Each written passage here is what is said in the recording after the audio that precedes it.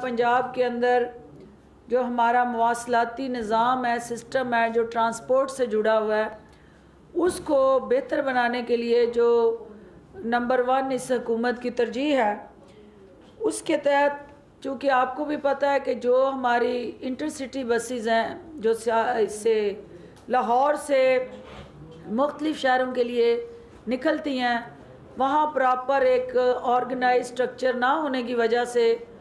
अवाम मुश्किलात का शिकार होते हैं। तो फिलफौर ये फ़ैसला किया गया है कि जदीद सहूलतों से आरास्ता एक ऐसा बस टर्मिनल जो है वो हुकूमत पंजाब ठोकर नियाज बेग के करीब बनाने जा रही है। और इस पायलट प्रोजेक्ट को फिर हम फैसलाबाद और मुल्तान में नए बस टर्मिनल बना के रेप्लिकेट करेंगे। इसके लिए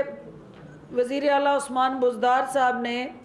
महकमा ट्रांसपोर्ट को 10 दिसंबर तक इस टर्मिनल का डिज़ाइन पेश करने की हदायत जारी की हैं। और इसके अलावा लाहौर समेत जो पंजाब के बड़े शहर हैं,